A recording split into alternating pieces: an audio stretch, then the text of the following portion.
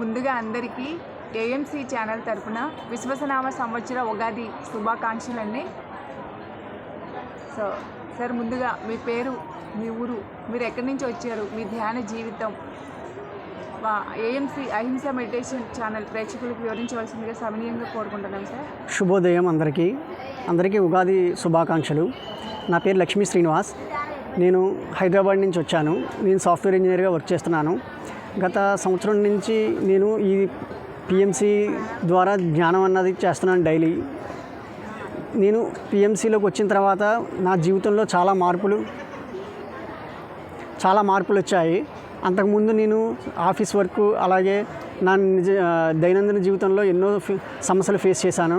ఎప్పుడైతే నేను ఇందులోకి వచ్చానో అప్పటి నుంచి కూడా నాలో చాలా మార్పులుగా వచ్చాయి. సో పిఎంసి ద్వారా అందరికీ చెప్పబడేది ఏంటంటే, ప్రతి ఒక్కరూ నిజ జీవితంలో వాళ్ళ యొక్క వయసు తగ్గట్టు అన్ని నిమిషాలు ధ్యానం చేస్తే వాళ్ళకి ఎంతో మానసిక వికాసం, దాంతోపాటు ఆరోగ్యం, వాళ్ళ యొక్క దైనందిన జీవితంలో ఎన్నో మార్పులు చూడగలరు. అలాగే విద్యార్థులకు కూడా బాల్యం నుంచి ఈ ధ్యానం మీద ఒక అవగాహన కల్పిస్తే వారి యొక్క మెమరీ పవరు, అలాగే వాళ్ళ డైలీ విద్యాబుద్ధులు కూడా వాళ్ళు ఎంతో భవిష్యత్తులో ఎంతో ప్రయోజకులు అవుతారు.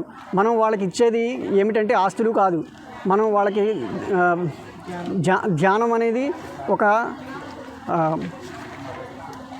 సంపద. వాళ్ళకి ఇచ్చే సంపద మనం ఏమిటంటే ఆస్తులు అంతస్తులు కాదు. ధ్యానం అనేది ఇస్తే వాళ్ళకి అదే ఒక పెద్ద సంపద. దానివల్ల వాళ్ళ యొక్క నిర్ణయాలు తీసుకుని ఎంతో ప్రయోజకులు అవుతారు.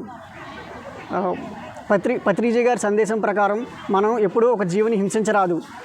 ప్రకృతిలో మనం మమేకమై ప్రకృతిలో ఉన్నాము. అందువల్ల ప్రకృతి ఇచ్చిన సంపదను మనం ఉపయోగించుకొని పూర్తిగా శాకాహారిగానే మనం జీవించాలి. శాకాహార భోజనము, శాకాహారిగా ఉంటే మనకి దైనందిన జీవితంలో ఎన్నో ఉపయోగాలు, అలాగే దానివల్ల మనకి ఎంతో మానసిక ఒత్తిడి, అలసట, మానసిక ఆనందాన్ని ఎంతో మనం పొందుతాము. అందువల్ల వీలైనంత వరకు అందరూ శాకాహారులుగా మారాలి. శాకాహారులుగా మారటం వల్ల వాళ్ళ యొక్క జీవితాల్లో ఎన్నో అద్భుతాలు సృష్టిస్తారు. అలాగే వాళ్ళు ఎన్నో అద్భుతాలు చేస్తారు కూడా. అందువల్ల పిఎంసి ద్వారా నేను చెప్పేది ఏంటంటే, అందరికీ ప్రతి ఒక్కరూ ఖచ్చితంగా వారి యొక్క దైనందిన జీవితంలో ఉదయం సాయంత్రం కూడా క్రమం తప్పకుండా మనం ఎలాగైతే రోజు మన దినచర్యలు మొహం గడిగి స్నానం చేస్తామో, అలాగే ధ్యానం కూడా మన యొక్క దైనందిన జీవితంలో ఖచ్చితంగా ఒక పార్ట్ కింద పెట్టుకోవాలని నేను అందరికీ విన్నవించుకుంటున్నాను. దానివల్ల మనకి ఎంతో ఉపయోగం ఉంటుంది జీవితంలో. ప్రజెంట్ మనం ఉన్న జనరేషన్లో మనకున్న టెన్షన్లకి, ప్రెషర్కి, బయట ఉన్న వాతావరణం పొల్యూషన్స్కి ఈ ధ్యానం అన్నది ఈ రోజున ఎంతో ఉపయోగపడుతుంది. బయట మనం చూస్తే ప్రతిదీ కూడా కలుషితమే. తినే ఆహారం, పీల్చే గాలి, నడిచే నేల. అందువల్ల దీని నుంచి మనం నేర్చుకోదగినది ఏంటంటే, పిఎంసి ద్వారా ప్రతి ఒక్కరూ పత్రిజీ గారు చెప్పినట్టు, ఏఎంసీ గారు చెప్పినట్టు మనం శాకాహారులుగా మారి, అలాగే ప్రతి ఒక్కరిలోని చైతన్యం తీసుకురావాలి. ఈ ధ్యానం అనేది మనం డైలీ చేయాలి. నిజ జీవితంలో ఒక భాగమై మనకి ఎంతో ఇది ఉపయోగపడుతుంది. సార్, మీరు ఒక యాజ్ ఏ ఇంజనీరింగ్ స్టూడెంట్గా ఎన్విరాన్మెంట్ని ఎలా పరిరక్షించవచ్చు అని మెసేజ్ ఇస్తారు సొసైటీ? ఫస్ట్గా మనం ముందు అవును మేడం, ఫస్ట్గా ముందు మనం ప్లాస్టిక్ అన్నది నివారించాలి. ప్లాస్టిక్ వల్ల మన దైనందిన జీవితంలో చాలా ఇబ్బందులు పడుతున్నాము. అది మనకి భూగర్భంలో 1000 సంవత్సరాలైనా సరే కరగదు. అందుకోసం మనం ఎక్కడికి వెళ్ళినా మన యొక్క చేతితో సంచి కానీ, లేకపోతే మన యొక్క విధంగా కాగితపు సంచులు కానీ దాన్ని ఉపయోగిస్తే మనం మంచిది. దీన్ని మనం పర్యావరణాన్ని రక్షించవచ్చు. ఇంకా ఏ రకంగా ఇప్పుడు ప్రకృతి పొల్యూట్ అవ్వకుండా భూమిని కలుషితం కాకుండా భూమి ఎలా పొల్యూట్ అవుతుంది? భూమి ఈ రోజున మనం చూస్తే తినే ఆహారం ప్రతిదీ కూడా పొల్యూట్ అవుతుంది. ఎందువల్ల అంటే, మనం పొద్దున్న లేచి దేవుడికి పూజ చేసే పువ్వులు కానీ, అలాగే మనం తర్వాత తినే అల్పాహారం కానీ, తర్వాత మనం తినే భోజనం కానీ, ఇన్ని కూడా ఈ ఫెర్టిలైజర్స్, పురుగు మందుల ద్వారానే పండిస్తున్నారు. దాన్ని మనం చాలా వరకు తగ్గించుకొని సేంద్రియ ఎరువుల ద్వారా యూజ్ చేసి ఆర్గానిక్ ప్రోడక్ట్స్ని మనం పెంపొందించాలి. అలాగే ఆర్గానిక్ ప్రోడక్ట్స్కి మనం డెవలప్ చేసి మనం దానికి సహకారం అందించి దాన్ని మనం ఎంకరేజ్ చేయాలి ఆర్గానిక్ ప్రోడక్ట్స్ని. అప్పుడు మనకి పర్యావరణంతో పాటు గాలి కలుషితం కూడా తగ్గుతుంది. మాంసాహారం, పాపాహారం, శాకాహారం, అమృతాహారం అంటున్నారు కదా సార్, ఇప్పుడు ఇది కరెక్ట్ అంటారా? మాంసాహారం అవును. ఈ దైనందిన జీవితంలో ఈరోజు ప్రతి ఒక్కటి నేను అన్నట్టుగా పొల్యూట్ అవుతుంది. ఉదాహరణకి ఇదివరకు మనం చూస్తే మన చిన్నతనంలో ఇన్ని కోల్డ్ ఫారాలు, ఇన్ని బాయిలర్లు, ఇన్ని హాస్పిటల్లో గట్టా లేవు. ఎప్పుడైతే మనకి ఇలాగా ఆ మాంసాహారంలో కూడా వాటి యొక్క ప్రొడక్ట్స్ బ్రీడ్లు పెరిగి వారి యొక్క బిజినెస్ పర్పస్ అన్నీ కూడా మన మీద చూపిస్తాం వల్ల ఈ రోజున మనం మనిషి అన్నవాడు చాలా ఇబ్బంది పడుతున్నాడు. ఈరోజు వీధికి ఒక హాస్పిటల్ తయారైంది. ఎందువల్ల అంటే మనం తినే ఆహారం బట్టే మనకి నడవడిక అన్నది ఉంటుంది. సో అందువల్ల మనం దయచేసి ఎక్కువ శాకాహారికే మనం మారడానికి ప్రయత్నించాలి. శాకాహారమే చాలా ఆరోగ్యానికి మంచిది. సార్ మీరు డైలీ ఎంతసేపు మెడిటేషన్ చేస్తారు? నేను డైలీ ఉదయం 30 నిమిషాలు చేస్తాను మేడం. అలాగే సాయంత్రం పడుకునే ముందు కూడా 30 నిమిషాలు ధ్యానం చేస్తాను. మీరు మెడిటేషన్లోకి వచ్చి ఎన్ని ఇయర్స్ అవుతుంది? నేను మెడిటేషన్లోకి వచ్చి 1.5 years అవుతుంది మేడం. మీరు ఈ మెడిటేషన్లోకి వచ్చిన తర్వాత మీరు నేర్చుకున్నటువంటి మెడిటేషన్స్ ఎవరైనా స్టూడెంట్స్ కానీ మీ కాలేజ్ ఫ్రెండ్స్కి కానీ మీ సరౌండింగ్స్లో నేను మెడిటేషన్లోకి వచ్చిన తర్వాత ఎస్ మేడం, ఫస్ట్ నేను మెడిటేషన్లోకి వచ్చిన తర్వాత మా కుటుంబ సభ్యులకి నేర్పించాను. అదేవిధంగా నా తోటి కొలీగ్స్ కూడా మా ఆఫీస్లో నేర్పించాను. అలాగే నాతో పాటు మా పూర్వ విద్యార్థులు మొన్న కలిస్తే గెట్ టుగెదర్ మీట్లో వాళ్ళందరికీ కూడా నేను ఈ యొక్క ధ్యానం యొక్క ఇంపార్టెన్స్ని వాళ్ళకి కూడా నేను ఎక్స్ప్లెయిన్ చేసి, అలాగే వారిని కూడా దయచేసి మాంసాహారం వద్దు, శాకాహారమే ముద్దు అన్నట్టుగా నేను వాళ్ళకు కూడా ఎంతో ఇదిగా చెప్పాను. మీరు ఎవరి ప్రోద్బలంతో మెడిటేషన్లోకి వచ్చారు? పిఎంసి పత్రిజీ గారి ప్రోద్బలంతో నేను ఈ దీంట్లోకి వచ్చాను. వచ్చిన తర్వాత చాలా నా జీవితంలో చాలా మార్పులు గమనించాను. క్రమం తప్పకుండా నేను పత్రిజా పిఎంసి ఛానల్ ఫాలో అవుతాను. అలాగే వారి యొక్క ఇయర్లీ మ్యాగజైన్ ఉంది మనకి, ఎవ్రీ మంత్ వస్తుంది పత్రిజీ గారిది, అది కూడా నేను ఫాలో అవుతాను.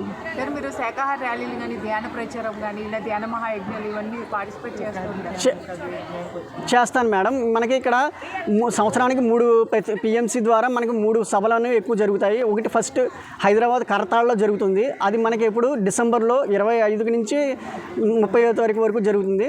తర్వాత మనకి ప్రకృతి వ్యాలీలో జరుగుతుంది. అది ఫిబ్రవరి 2వ తారీఖు నుంచి 11వ తారీఖు వరకు.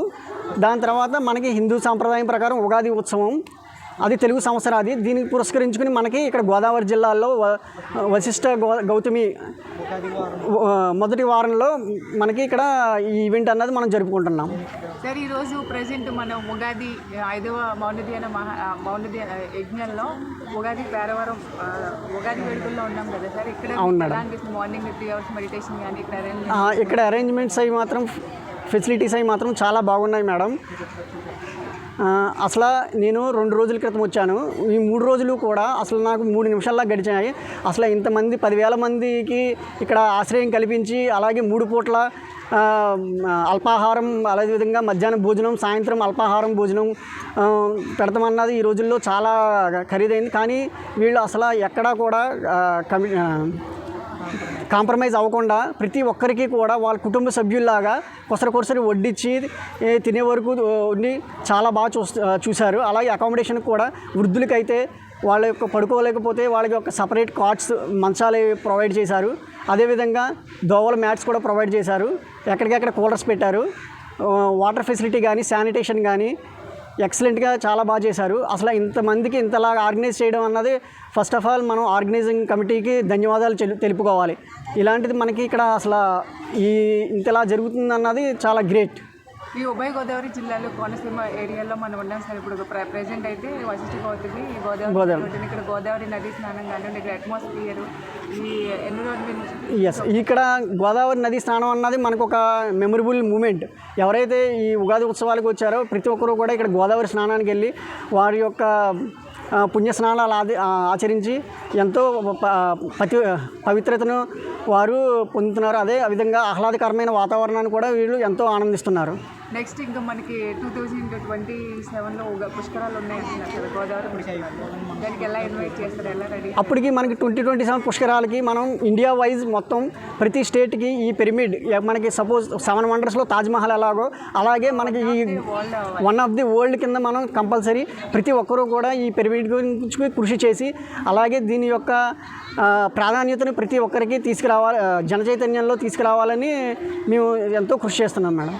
సార్ ఇప్పుడు ప్రజెంట్ ఈ మెడిటేషన్లోకి మీలాంటి యూత్ వస్తేనే చక్కగా ఎంతోమందికి ఇప్పుడు నేటి బాలలో రేపు పౌరులు ఎలాగో మీలాంటి యూత్ కనుక మెడిటేషన్లోకి వస్తే పత్రి సార్ కూడా అది యూత్ ఎవరైతే వస్తారో త్వరగా వాళ్ళు ఇంకా ఎంతోమందికి చైతన్యంతో ఎనర్జెటిక్గా మీరు చెప్పగలరు కదా. మీరు ఏం చేయగలరు? ఇప్పుడు ధ్యానం గురించి తెలుసుకుంటారు, మీ వంతు మీకంటూ కొన్ని మనకు ప్రజెంట్ జనరేషన్లో సోషల్ మీడియా అన్నది ప్రతి ఒక్క దైనందిన జీవితంలో చాలా ఇన్ఫ్లుయెన్స్ చూపిస్తుంది. అలాగే మనం ప్రతి ఒక్కరికి వాట్సాప్ మెసేజ్ల ద్వారా, ఫేస్బుక్, ఇన్స్టాగ్రామ్ ద్వారా ఈ యొక్క పిఎంసి ద్వారా ప్రచారం చేయాలని చూస్తున్నాం మేడం. ఒకసారి మీరు ఏమైనా బుక్స్ ఏమైనా చదువుతూ ఉంటారా? పత్రిజీ గారిది మాసపత్రిక చదువుతాను మేడం. ఎవ్రీ మంత్ మ్యాగజైన్ వస్తుంది వాయింది. అందుట్లో మనకి ఎలాగైతే ధ్యానం చేయాలి, ఎలాగైతే ఏ ఆహారం అయితే తీసుకోవాలి, ఎలాగైతే మనం నిజ జీవితంలో ఏ అలవాట్లు చేసుకుంటే మనకి ఆరోగ్యంగా ఉంటాము, అలాగే మన దైనందిన జీవితంలో ఒత్తిడిని అధిగమించి ఏమైనా మనకి సమస్యలు ఉన్నా సరే వాటిని ఎలా అధిగమించాలన్నది ఒక సంచికలో చాలా బాగా వివరిస్తున్నారు మేడం. సార్ ప్రజెంట్ సొసైటీలో ఇప్పుడు చాలామంది కూడా గ్రామాల్లో గ్రామదేవతల పేరు చెప్పి మేము అమ్మవారికి మొక్కుకున్నాము, కోడిని బలిస్తున్నాము, మేకను బలిస్తున్నాము అని అంటున్నారు కదా, అది ఎంతవరకు కరెక్ట్? అది ఒక మన జనరేషన్ వరకు, అంతకుముందు జనరేషన్ వరకు చాలా దారుణంగా ఉండేది. కానీ ప్రజెంట్ మన జనరేషన్ ఇప్పుడు మారింది. ఇది వరకు అంత కాదు. కానీ మనం కూడా జనంలో అమ్మవారు ఇప్పుడు కూడా అలా కోరుకోరు. అదే సేమ్ థింగ్ మనం జనంలో కూడా చైతన్యం పరచాలని నేను చాలా కృషి చేస్తున్నాను మేడం. అంటే యూత్ చక్కగా ఒక ఎడ్యుకేటెడ్ పర్సన్ ఇంజనీరింగ్ స్టూడెంట్గా మీరు ఏం చేయగలరు, ఏం సజెస్ట్ చేస్తారు మీ సొసైటీ? ప్రతి ఒక్కరికి ఎక్కడైతే ఇలా నరబలులు ఇస్తున్నారో కోడిని మేకని అక్కడికి వెళ్ళి వాళ్ళని జనచైతన్యం చేస్తాం మేడం. అది కరెక్ట్ కాదు. అది అమ్మవారు ఇప్పుడు నరబలి అనేది కోరుకోదు, రక్తపాతం కోరుకోదు. అమ్మవారు ఇప్పుడు శాంతిని, మనిషి యొక్క ఆనందాన్ని కోరుకుంటారు. సో అందువల్ల నరబలి బదులు మీరు వేరే విధంగా ఒక నలుగురికి భోజనం పెట్టడం కానీ, లేకపోతే వేరే వాళ్ళకి ఒక వసతి కల్పించడం, బట్టలు ఇవ్వడం కానీ, లేని వాళ్ళకి లేదా పేద విద్యార్థులను చదివించడం కానీ అన్నది మేము వాళ్ళకి దీని బదులుగా అమ్మవారు దీన్ని ఇలా చేస్తాం వల్ల అమ్మవారు అన్నది ఆనందపడతారు నరబలి కంటే అని మేము జన చైతన్యం చేస్తాం. అయితే ఇప్పుడు చాలామంది ఇప్పుడు మీరు ఒక ఇంకా కాలేజెస్లోకి స్టూడెంట్స్లోకి ఇంకా అవేర్నెస్కి వెళ్ళాలంటే ఇంకేం చేయొచ్చు అంటారు మెడిటేషన్ గురించి? ప్రతి కాలేజ్లో ప్రతి స్కూల్లో కూడా మెడిటేషన్తో స్టార్ట్ చేస్తే కంపల్సరీ మనం రానున్న రోజుల్లో పొలిటికల్గా కూడా మనం ప్రతి ఒక్క క్లాస్లో సబ్జెక్ట్, ఒక సోషల్ సబ్జెక్ట్లో మెడిటేషన్ అన్నది ప్రాధాన్యత పెట్టి ఒక లెసన్ కింద పెట్టి వాళ్ళకి చెప్తే మన భావి తరాలు ఎంతో దీనివల్ల ఉపయోగపడతాయి, జ్ఞానులుగా తీర్చిదిద్దగలం. మనకి ఎలాగైతే డైలీ జీవితంలో సోషల్ సైన్స్ ఎలా చదువుతున్నామో అలాగే మెడిటేషన్ అన్నది కూడా ఒక సబ్జెక్ట్ కింద వాళ్ళకి చిన్నప్పటి నుంచి అలవాటు చేస్తే ఈ రోజున ఎంతో ఉపయోగపడుతుంది. ఓకే సార్, ఇంకా మీరు ఇప్పుడు ఈ శాకాహార ర్యాలీలు అంటారు కదా సార్, మీరు ఎప్పుడైనా పార్టిసిపేట్ చేస్తారా? నేను రీసెంట్గా లాస్ట్ మంత్ పార్టిసిపేట్ చేశాను మేడం. అది ఏంటంటే మనం మీకు ఏమర్థమైంది శాకాహార ర్యాలీ ద్వారా మీరు ఏం నేర్చుకున్నారు, ఏం తెలుసుకున్నారు? దానివల్ల ఏంటంటే దైనందిన జీవితంలో ప్రతి ఒక్క మనిషికి మనం మౌత్ టాక్ అంటే మనం వెళ్ళి ఇంకొకరికి చెప్తాం వల్ల అది ఎంతో ఒక 10 మందిలో కనీసం ఒక ఇద్దరైనా మన వల్ల మారుతారు. అంటే మనం డైరెక్ట్ ఫేస్ టు ఫేస్ వాళ్ళకి చెప్పచ్చు. అదే అలా కాకుండా మనం జస్ట్ కరపత్రాలు పంచడం వల్ల మనం ఎక్కడ ఉంటాం, కరపత్రం ఇచ్చేయడం ఎవరో తెలియదు. అలా కాకుండా మన ర్యాలీ వల్ల మనకి ఉపయోగం ఏంటంటే మనం డైరెక్ట్గా మనిషిని అన్నది కలిసి మేము ఆచరిస్తున్నాము, అలాగే మీరు కూడా ఆచరించండి, ఉదాహరణకి మేమే అని వాళ్ళకి మేమే ఉదాహరణ చూపించుకోవచ్చు, చెప్పచ్చు. మనకి అమావాస్య ధ్యానం అని వాళ్ళు మామూలుగా డైలీ చేసే మెడిటేషన్కి, అలాగే అమావాస్య, పౌర్ణమి, మహాశివరాత్రి స్పెషల్ డేస్ ఉన్నాయి కదా, దానిలో చేసే మెడిటేషన్కి దాంట్లో ఏంటంటే మనకి సైన్స్ ప్రకారం అమావాస్యకి పౌర్ణానికి మనకి ఎనర్జీ అన్నది ఎక్కువ రిలీజ్ అవుతుంది. అందువల్ల మనం అమావాస్యకి పౌర్ణానికి చేస్తే మంచిదని పత్రికగా గ్రూప్గా చేసే మెడిటేషన్కి, ఇండివిజువల్గా చేసే మెడిటేషన్కి డిఫరెన్స్ అబ్జర్వ్ చేస్తారు. గ్రూప్ మెడిటేషన్కి అయితే మనకి చాలా ఎనర్జీ అన్నది రిలీజ్ అవుతుంది, ఇండివిజువల్గా అయినా సరే రిలీజ్ అవుతుంది. కానీ కంపేర్ టు మనం ఇండివిజువల్గా చేసే కన్నా గ్రూప్ మెడిటేషన్ అన్నది మనకి చాలా దోహదపడుతుంది. నలుగురితో చేసేది ఏంటంటే అక్కడ ఎనర్జీ అన్నది కాస్మిక్ రేస్ అన్నది ఎక్కువ మనకి రిఫ్లెక్ట్ అవుతాయి. సార్ మీరు ప్రతిరోజు డైలీ ఈరోజు ఒక న్యూ ఇయర్ కదా, ఒక డెసిషన్, ఒక ఆల్రెడీ మీరు ఒక మెడిటేటర్, యాజ్ ఏ మెడిటేటర్గా నూతన సంవత్సరం ప్రతి ఒక్కరు ఒక కొత్త డెసిషన్ తీసుకుంటూ ఉంటారు. మీరు ఈ ఇయర్ నుంచి ఈ మెడిటేషన్ గురించి ఇంకా ఎలా ఇంప్లిమెంట్ చేద్దాం అనుకుంటున్నారు? నేను మ్యాక్సిమం నాకు కనిపించిన ప్రతి ఒక్కరికి, మా కొలీగ్స్ అయితే మాత్రం ఎలాగైతే నేను ఎప్పుడైనా జర్నీ చేసేటప్పుడు జర్నీలో నా తోటి ప్రయాణికులకి, అలాగే నేను నివసించే ప్రాంతంలో మా సరౌండింగ్స్ వాళ్ళందరికీ కూడా వాళ్ళని చైతన్యపరుస్తాను కంపల్సరీగా. ఇలా మెడిటేషన్ చేయండి, మాంసాహారం వద్దు, శాకాహారమే ముద్దు. ఇది మీ దైనందిన జీవితంలో మనం ఎలాగైతే కాలకృత్యాలన్నీ తీయించుకొని ఎలాగ రిఫ్రెష్ అవుతామో అలాగే ధ్యానం కూడా మనం డైలీ అలాగే చేయాలని చెప్పి నేను ఎగ్ మాంసాహారమే మేడం. ఎందువల్ల మాంసాహారమే అంటే అది కూడా ఈ రోజున మనకి అంటే మనకి పౌష్టికాహారం పిల్లలకి ఏమిటంటే అప్ టు 9th క్లాస్ 9వ సంవత్సరం వరకు పిల్లలకి ఎదుగుదల అన్నది చాలా ఉపయోగపడుతుంది అని చెప్పి ఎముకలకు బలమని మన గవర్నమెంట్ అన్నది ఎగ్ అన్నది ఇస్తుంది. కానీ ఈ రోజుల్లో అది కూడా మనకి కలుషితం అయిపోతుంది. ఎందువల్ల అంటే ఆ కోడిని కూడా వాళ్ళు ఇంజక్షన్లు చేసి ఒక గుడ్డు పెట్టేది 2 గుడ్లు కింద చేస్తున్నారు. సో అందువల్ల నేను చెప్పేది ఏంటంటే ఈ రోజుల్లో గుడ్డు కూడా అంత సురక్షితమైనది కాదు. దాని బదులు మనం వాళ్ళకి తృణధాన్యాలు, పప్పు దినుసులు అవి పెడితే చాలా ఉపయోగపడుతుందని నా అభిప్రాయం. ఐరన్, కాల్షియం, విటమిన్స్ ఉండే ఫుడ్ పెడితే వాళ్ళకి ఎంతో ఉపయోగపడుతుంది ఆ గుడ్డు ప్లేస్లో. సార్, మీరు మెడిటేషన్ చేసినప్పుడు మీకు థర్డ్ ఐ యాక్టివేట్ అవ్వడం కానీ ఏదైనా మీరు అలా ఏమన్నా మీరు చూసుకున్నారు? ఎస్, ఒక్కొక్కసారి మ్యాక్సిమం ప్రశాంతంగా ఒక గంట చేసినప్పుడు లాస్ట్ 5 minutesలో నాకు చాలా అనుభూతి కలుగుతుంది. అసలు మైండ్ అన్నది చాలా పీస్ఫుల్గా ఉండి సమ్ తరంగాలు అన్నది రిలీజ్ అయ్యి ప్రశాంతత, మనసు ప్రశాంతత, ఆధ్యాత్మికంతో ఏదో ఒక సాధించాను అనే నాలో ఉన్న శక్తి అన్నది నాకు తెలుస్తుంది. నేను ఏదైనా సాధించగలను, ఏ విషయం అయినా నేను సాల్వ్ చేసుకోగలను అన్నది నేను పొందుతున్నాను మేడం. ఓకే సార్, ఇంకా మెడిటేషన్ గురించి ఇంకా మీరు ఏం చెప్పగలుగుతారు?